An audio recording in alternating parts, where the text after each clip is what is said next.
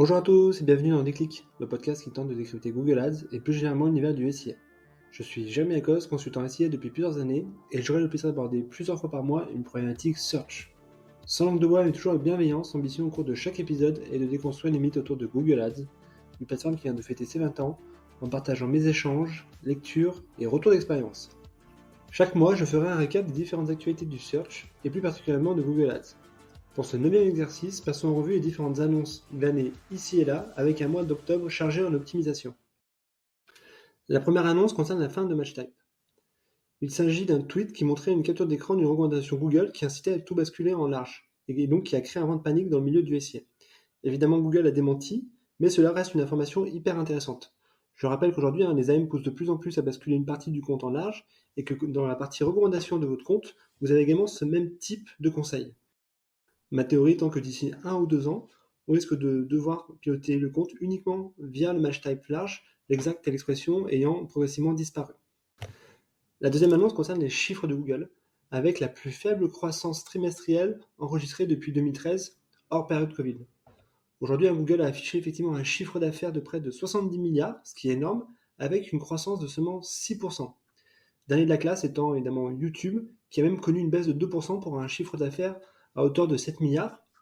À mon sens, cela est dû à deux raisons. D'une part, c'est notamment dû à la coupe budgétaire des différents annonceurs qui connaissent quand même une crise, que ce soit liée à la guerre, liée à l'inflation.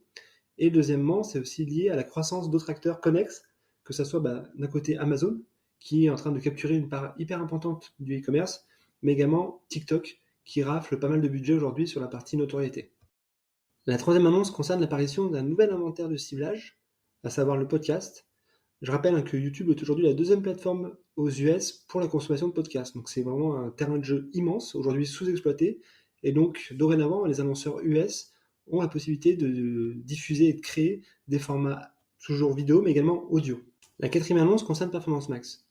Il est désormais possible d'avoir accès à la modélisation du CPA ou ROAS via la création d'un plan au niveau des comptes et des campagnes. Cela permet de faire des projections. Autre annonce hyper intéressante, c'est la possibilité d'intégrer non pas 5, mais désormais 15 titres, un peu comme une annonce RSA dans laquelle effectivement votre campagne va pouvoir aller piocher afin d'identifier la meilleure configuration d'annonce. La cinquième annonce concerne des nouvelles informations sur la partie conversion. Pour mieux monitorer les actions de conversion, 3 nouvelles colonnes paraissent désormais au niveau de rapport. La première sont les résultats, c'est-à-dire le nombre de conversions principales associées aux valeurs de conversion. Et la troisième correspond aux objectifs de conversion qui affichent les objectifs dans les paramètres de campagne. La sixième annonce concerne le search local. Et c'était une annonce qui a été diffusée au niveau de l'événement Search One. Est en cours de déploiement désormais donc les extensions à la fois de nom et également de logo. Cela peut se faire automatiquement via des actions sur la page de résultats, mais je vous recommande d'aller jeter un œil afin d'intégrer le bon logo et le bon nom de la marque. Enfin, la dernière annonce concerne le projet Fledge, qui est un projet effectivement proposé par Google afin de remplacer les cookies. Aujourd'hui, on a eu un retour d'expérience de 5 entreprises, dont RTB House et Criteo, qui ont testé ce nouveau modèle de tracking proposé par Google. Ce nouveau protocole pourrait être utilisé notamment dans le cadre de campagnes retargeting. Et à date, le retour de cette tech était plutôt en demi-teinte. Pointons deux choses. La première, c'est la complexité d'intégration avec les différents éditeurs. Et la deuxième, c'est la grande dépendance évidemment vis-à-vis de Google.